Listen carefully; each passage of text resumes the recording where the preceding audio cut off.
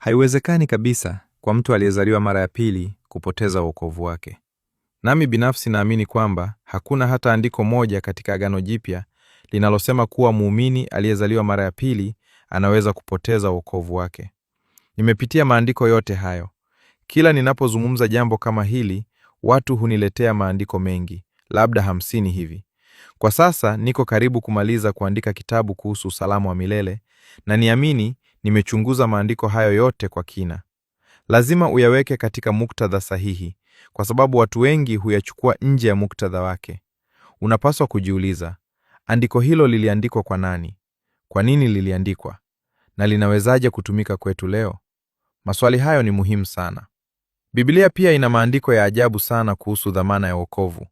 Inasema Roho Mtakatifu amewekwa ndani yetu kama amana, kama malipo ya awali, ikithibitisha kile kitakachokuja. Mara kadhaa Biblia inasema hivyo. Roho ni amana. Umezaliwa kwa Roho, una Roho ndani yako, na hiyo ni dhamana ya kile kitakachokuja: mbingu, uzima wa milele, wokovu kamili. Hata hivyo, hili ni somo lenye mjadala mkubwa.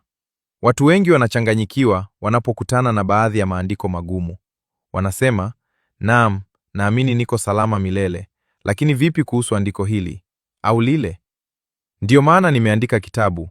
Nimechambua takriban maandiko 70 au 80 yanayoonekana kuwa magumu, na nimeonyesha kwa kina kwamba hayazungumzii kupoteza wokovu. Mara nyingi yanazungumzia uongofu wa uongo. Watu wa kidini wanaotegemea sheria, wanaodhani wameokoka kumbe hawajaokoka kweli. Kwa mfano, katika waraka wa kwanza wa Yohana, kuna mazungumzo kuhusu ndugu wa uongo waliopenya kanisani. Kanisa la kwanza lilikuwa likivamiwa mara kwa mara na walimu wa uongo, wanaoshinikiza sheria, au mafundisho kama Gnosticism na Nicolaitans, wakijaribu kuchanganya Kristo na mambo mengine. Maandiko mengi yalikuwa yanawalenga watu hao. Lakini waumini wakiyasoma leo wanafikiri, lo, hii inanihusu mimi. La hasha, yalikuwa yanawahusu wao. Kwa hiyo, lazima uelewe muktadha. Kuhusu usalama wa milele, naamini muumini aliyezaliwa mara ya pili anapaswa kuishi kwa uthabiti wa moyo akisema, mimi niko salama milele. Nimezaliwa mara ya pili. Hakuna awezaye kuninyakua katika mkono wa Kristo. Nimeokolewa kikamilifu. Yesu Kristo ameniokoa kikamilifu. Sina shaka hata kidogo. Nina hakika 100% kuwa nimezaliwa mara ya pili milele, na nitatumia umilele wangu pamoja na Yesu mbinguni. Hata kama kwa sababu fulani ningeanguka dhambini au nikadanganywa na kuasi kwa muda, ukweli unabaki: nimezaliwa mara ya pili.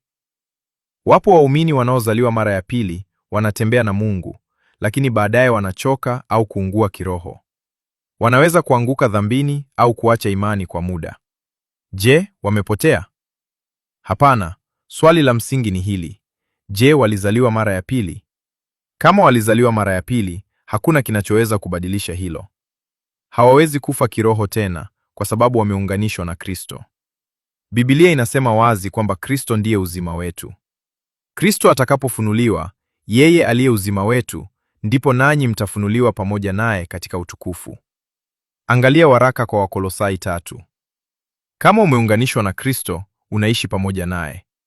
Kristo ndiye dhamana yako ya uzima wa milele. Kama ingekuwa inawezekana kupoteza wokovu, ingemaanisha unapaswa kufa kiroho tena. Lakini hilo haliwezekani kwa sababu Kristo hawezi kufa tena. Biblia inasema ni jambo lisilowezekana kwake kufa tena. Na kwa kuwa wewe ni mmoja naye, na yeye ndiye uzima wako, basi haiwezekani wewe kufa kiroho tena. Na kama haiwezekani kufa kiroho tena, basi haiwezekani kupoteza wokovu wako. Amina. Huu ndio ukweli.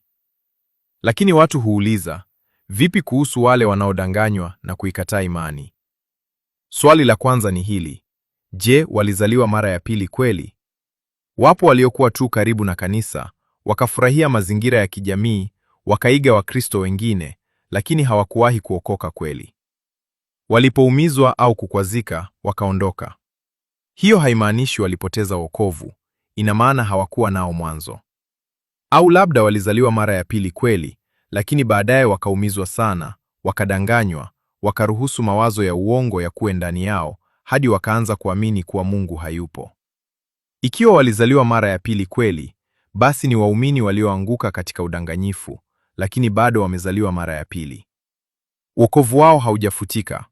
Kwa hiyo, jambo kuu ni hili: je, mtu huyo alizaliwa mara ya pili kweli? Kama jibu ni ndio, basi ameunganishwa na Kristo milele. Hawezi kupoteza wokovu wake.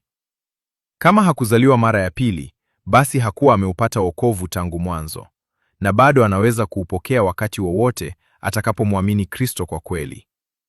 Huo ndio msingi wa hoja hii.